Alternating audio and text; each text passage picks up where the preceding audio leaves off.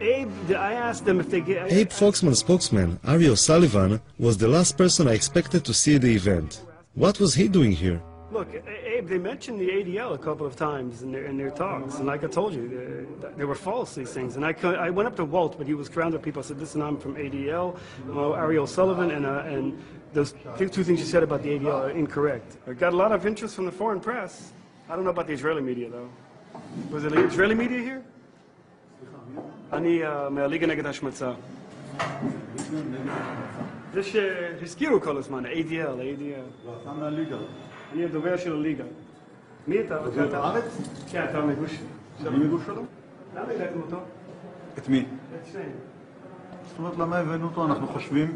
אנחנו חושבים שמה שהאנשים האלה עושים זה פשוט פעולה הכי מבורכת שיכולה להיות.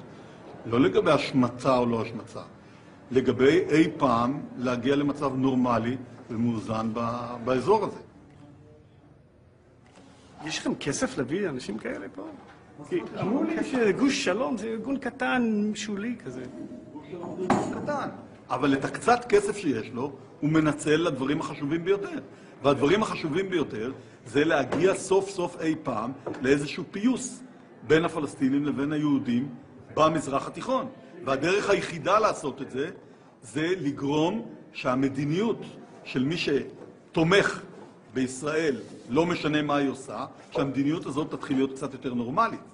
זה לא מקרה שהאנשים האלה הוציאו ספר שכל העולם רעש ורגש בגללו. I don't know if the whole world was shaken by Walter Mearsheimer's book, but the Jewish establishment certainly was. Why do two such established, credentials, respected academics engage in such a shoddy piece of work on what subject?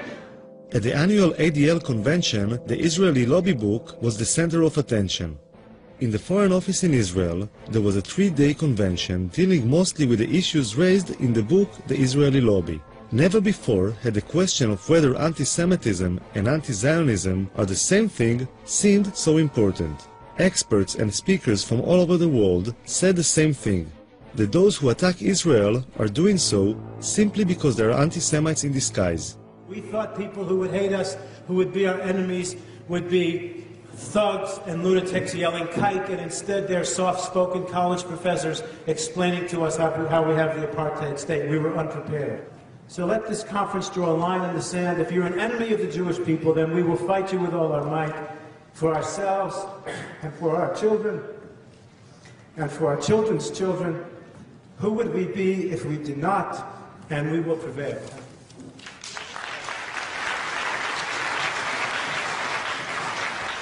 After 3 days, something happened which was more or less the equivalent of a bomb being thrown into the room. If you came down from space, you would think, having looked at this conference, that there was absolutely no problem in the West Bank or in Gaza. One element of the reason why so many people around the world are angry with Israel is because of the continuing settlement and occupation of Palestinian land, and because Israel, which has state power, has not done enough to end the occupation. One of the reasons. Such an occupation cannot be sustained without racism, without violence, and without humiliation against the people who are occupied. Thank you. I don't get it. I just don't get it unless you were ironic.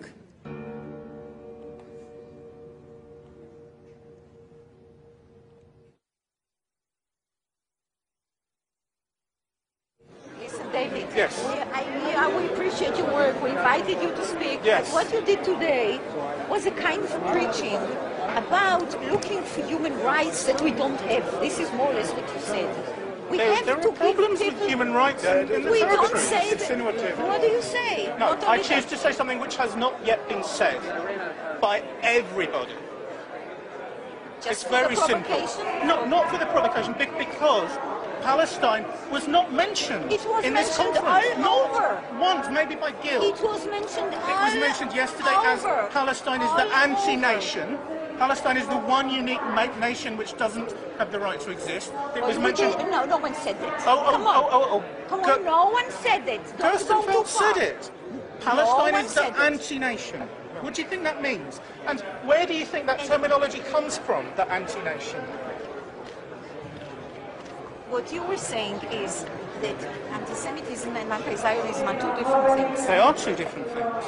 Sometimes they are the same thing. And it's kind of ironic, really, that I was seen by some people as a sort of wild-eyed radical, because where I come from, I'm denounced as a right-wing, neocon, Israeli-supporting, anti-Palestinian racist.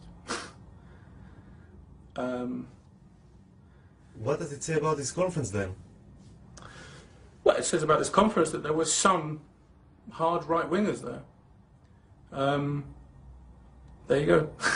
Nobody in this conference was balanced, not one. I don't think so. Speaking with David Hirsch made me realize that it is very difficult to represent any other approach in the Jewish world. Those who try to say anything different are being silenced. And Dina has a go at me for not being balanced. You hinted too much. You were not explicit enough. Should have modified what time maybe. Hirsch was right. The occupation as a possible reason for justified criticism was not mentioned. Many Jewish people see anti-Semitism as a force of nature. It has always been there and will always be there. It will just take on different shapes and forms. I find this difficult to accept. This is a conference about people around the world blaming Jews as the worst human rights violators on the planet. And the people who support Israel are now under attack as supporting the colonialist apartheid state of Israel. This is a warrant for attack on Jewish people. It is internationally recognized that anti-Zionism is sometimes anti-Semitism. You know what? And who as an Israeli, can... this is the only thing that leaves me hope, to differentiate these two. Why? Because otherwise there is no hope. Otherwise, this is a doomed. But this is closing your eyes. This is a doomed, You're right. fatalistic But approach, you're closing your which eyes. gives us no hope at all. No, but you see what he's doing? He's doing exactly he has the problem of the left. And here's the problem. Here's the problem. You. Yeah. This analysis. This is just like the wife who's beaten by her husband, who goes to the psychiatrist and she says, it must be something I did, because if it's not something I did, then it's hopeless. Then he's a madman. Well, you need to find something you did to cause the hatred against you. But guess what? It's nothing that you did, and it's too bad. You are in chaos, and the world is dangerous. And Islamism, funded by the Saudis, is teaching gazillions of people around the world that you are evil before you came to Israel. So this is your problem. You're exactly right, and you don't want that to be true. Maybe they're right. Maybe I'm just naive. Maybe all those people who criticize Israel really are anti-Semites in disguise. I'm heading to Chicago to speak with John Mearsheimer, co-author of the Israeli Lobby. I hope to have the courage to ask him if he is really an anti-Semite in disguise.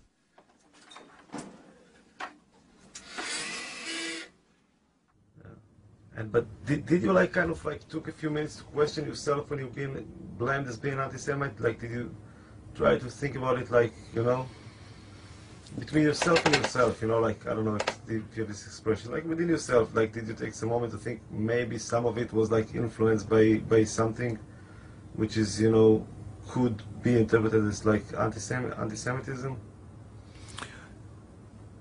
No, because I'm not anti-Semitic, and I never had any doubt that I wasn't anti-Semitic, and I just didn't see any need to do this.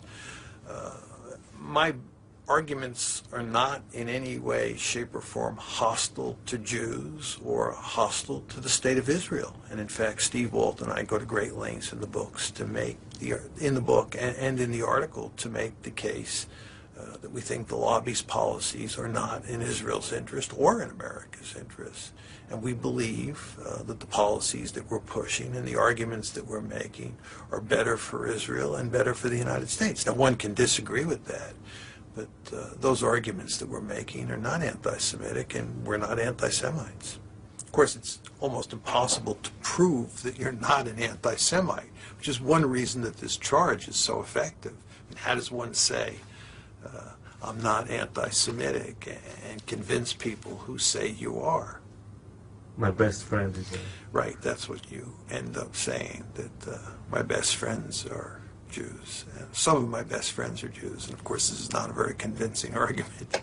In fact, it's an argument that's almost guaranteed to lose. There's no question that anti-Semitism has been a poisonous and potent phenomenon over time.